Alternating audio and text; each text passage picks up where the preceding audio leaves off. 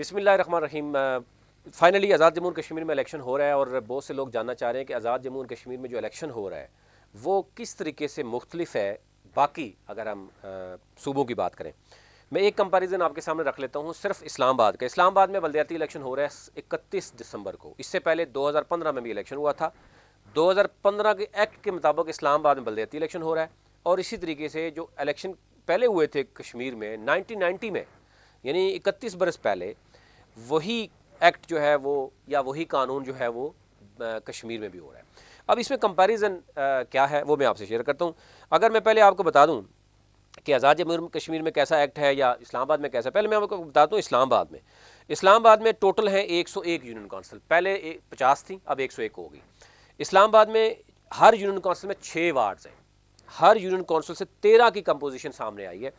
यानी एक तो यह है कि 13 टोटल लोग एक यूनियन काउंसिल में सामने आएंगे, इलेक्शन लड़ेंगे। वाइस चेयरमैन और चेयरमैन की एक ही यानी एक वोट होगा जो दोनों को मिलेगा। ये नहीं हो सकता कि आप अगर आपकी ख्वाहिश है कि मैं चेयरमैन को वोट दूं, वाइस चेयरमैन को मैं नहीं देना चाह रहा, तो आप नहीं कर सकते ऐसा। यानी जो भी होगा एक ही वोट आपका होगा, वो दोनों में से किसी को जाए, मतलब दोनों को जाएगा। या तो ज़ाया होगा या आप किसी और को देंगे या फिर आपने उसी ग्रुप को देना है। फिर आ जाएंगे दो जो है वो फीमेल भी हैं। 6 वार्ड्स हैं, हर यूनियन काउंसिल में 6 वार्ड्स हैं इस्लामाबाद में। दो यानी चेयरमैन वाइस चेयरमैन, फिर 6 वार्ड्स आ गई। 2 फीमेल के हैं, एक यूथ का है जिसकी एज 25 से कम है, और इसी तरीके से एक जो है वो कैसान है और एक माइनॉरिटी है। ये 13 लोगों की कंपोजिशन है एक यूनियन काउंसिल में। अच्छा, उसके बाद क्या होगा, ये पहला मरहला है। दूसरे मरहले में क्या होगा कि स्पेशल सीट्स होती हैं, जैसे आपको पता है कि इसके बाद रेशो होगी, जिस पार्टी की जितनी सीट्स होती हैं उसी हिसाब से रेशो होगी और टेक्नोक्रेट्स वो सामने आ जाएंगे। उन टेक्नोक्रेट्स को मिला के तकरीबन ये जो पूरी की पूरी इस्लामाबाद आप डिस्ट्रिक्ट लें या इस्लामाबाद कैपिटल लें, इसकी तकरीबन 150 की कंपोजिशन पहुंच जाएगी। और फिर क्या होगा कि हर यूनियन काउंसिल में से वोट दिया जाएगा। जो भी डिस्ट्रिक्ट का मेयर होगा तो यार यूनियन काउंसिल में देगा, तो ज़ाहिर उसको फिर 101 की कंपोजिशन को यानी आप समझें कि मैनेज करके फिर वो इस्लामाबाद में यानी वो जो भी मेयर लेके आना चाहते ले जाए। लेकिन एक चीज़ क्लियर है, कोई भी नॉन इलेक्टेड बंदा चेयरमैन बन सकता है, यानी मेयर बन सकता है, जो कि पहले था। जो कि कुछ लोगों ने इसकी तनकीद की है कि एक शख्स जो लड़ के आता है, पैसा भी लगाता है, वो आवाम से वोट लेता है, एक बंदा पैराशूटर आता है, वो मेयर बन सकता है डिस्ट्रिक्ट इस्लामाबाद का, तो वो बन सकता है। ठीक है, एक तो चीज़ ये चीज़ है। कंपोजिशन में मैंने आपको बता दी। अब आ जाते हैं आज़ाद जम्मू और कश्मीर में। आज़ाद जम्मू और कश्मीर में टोटल यानी 280 यूनियन काउंसिल हैं टोटल। इसमें यूनियन काउंसिल में डायरेक्ट इलेक्शन है वार्ड्स के लेवल पे, डायरेक्ट वाइस चेयरमैन चेयरमैन नहीं है। अब वो जो वार्ड्स के हैं, हर यूनियन काउंसिल की अलग से वार्ड्स है, मैंने आपको बताई वो क्योंकि आज़ाद कश्मीर में जो हर यूनियन काउंसिल की यानी जो वोटर हैं वो अलग से हैं। उस हिसाब से हर एक यूनियन काउंसिल में हो सकता है कि 10 वार्ड्स हों, दूसरे में 4 हों, यानी उसकी वोट अगर कम है उसमें कम होंगी। तो यूँ टोटल जो है वो 280 यूनियन काउंसिल हैं। टोटल वार्ड्स आज़ाद कश्मीर में 2080 हैं टोटल वार्ड्स। अब जितने भी वार्ड्स हैं ना, यानी एक यूनियन काउंसिल में सपोज 10 वार्ड्स हैं, वो 10 के 10 मिलकर अपना एक क्या लेके आएंगे, चेयरमैन लेके आएंगे। वो चेयरमैन वोट करेगा ज़िला काउंसिल के लिए। बड़ी सिंपल, यानी कोई इतनी लंबी साइंस नहीं है।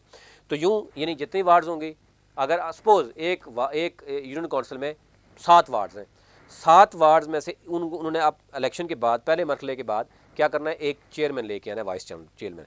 इसमें एक कंपोजिशन जो है वो आपको बताने ज़रूरी है। ये तो वार्ड्स का डायरेक्ट इलेक्शन हो गया। उसके बाद इनडायरेक्ट इलेक्शन क्या है कि वाइस चेयरमैन को उन्होंने चेयरमैन को उन्होंने मुंतखब करना। उन्हीं में से 7 वार्ड्स के अगर आ गए, उन्होंने एक चेयरमैन बना दिया। अच्छा, उसमें क्या है कि 12 यानी 12.5% हिस्सा किसका है, विमेन का है। ये अच्छी बात है। और इसी तरह 12.5 यूथ का है। ये कंपोजिशन है जो कि बाद में आएगी। या डायरेक्ट इलेक्शन के बाद इनडायरेक्ट जो लोग आएंगे वो नॉमिनेशन होगी, वो टेक्नोक्रेट आप समझे होंगे, या पार्टीज अपने अपने लोग लेके आएगी रेशो के हिसाब से, यानी जिसकी जितनी सीटें होंगी उसको वो मिलेंगी। और फिर ये कंपोजिशन होगा यूनियन काउंसिल का, एक मेयर, एक यूनियन काउंसिल का चेयरमैन आ गया, उसने फिर ज़िला काउंसिल को वो करना है। ठीक है, ये कंपोजिशन बहुत ही सादा है। और टोटल जो कश्मीर की अगर बात करें तो एक तो मैंने बताया कि 280 वार्ड यानी वो हैं यूनियन काउंसिल हैं। वार्ड्स बताया आपको 2080 हैं। इसी तरह कारपोरेशन जो हैं वो बाग, मुजफ्फराबाद, मीरपुर, कोटली और रावलाकोट, ये ओवरऑल यानी 5 जो है ना वो आपकी वार्ड्स हैं, सॉरी कारपोरेशन है। इसमें 133 वार्ड्स हैं, यानी इन 5 कारपोरेशन में 133 वार्ड्स हैं। और उसके बाद म्यूनसिपल कमेटीज़ हैं, अगर उसमें आप कह रहे हैं 14 कमेटीज़ हैं, म्यूनसिपल कमेटीज़ हैं, उसमें वार्ड्स 77 वार्ड्स हैं। इसी तरह टाउन कमेटीज़ 12 हैं टोटल, उसमें 53 जो है वार्ड्स हैं। तो यूँ यानी टोटल जो है वो आपका ये बन जाता है। और उसमें क्या होता है कि कॉरपोरेशंस जैसे मुजफ्फराबाद, बाग, मीरपुर, कोटली, रावलाकोट, फिर म्यूनसिपल कमेटीज़ जो है ना वो 14 हैं और टाउन कमेटीज़ 12 हैं। ठीक है, ये टोटल जो है ना आपका 77 यानी ओवरऑल इसका बनता है रेशो।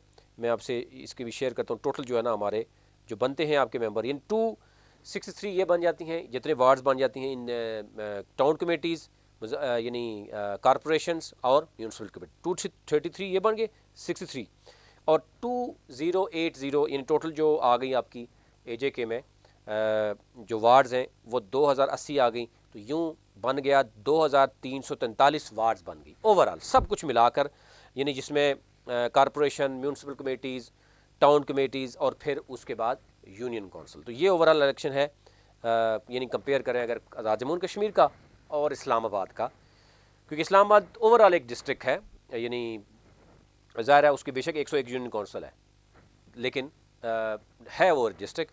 और आज़ाद जम्मू कश्मीर डेफिनेटली एक रियासत है, उसमें 10 डिस्ट्रिक्ट्स हैं और उसमें जो सिस्टम है वो ये आपका है कि टोटल जो है वो बन रहा है कि 2343 वार्ड्स हैं ओवरऑल अगर आप देखें।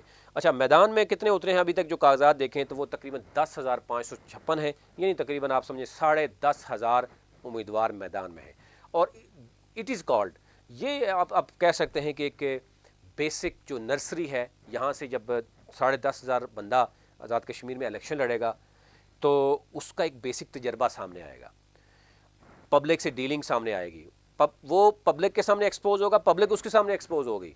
बहुत से ऐसे लोग भी हैं जो समझते हैं कि मुझे जनाब लोग बहुत ज़्यादा मेरी कदर करते हैं, मुझे वोट भी देंगे, तो एंड में पता चलेगा कि वोट कितना पड़ा और आवाम को भी पता चल जाएगा कि वो कितने पानी में है। तो ये तसलसल चलना चाहिए, यही जमहूरियत की नर्सरी है। अगर 31 बरस के बाद आज़ाद कश्मीर में ये नर्सरी परवान चढ़ रही है तो फिर आप देखें कि कितना पीछे हैं वहाँ के लोग। मकबूजा कश्मीर में बलदियाती इलेक्शन शायद इस तरह नहीं होते, वहाँ पर भी टाइम पे हो जाते हैं, अभी तकलीफ नहीं।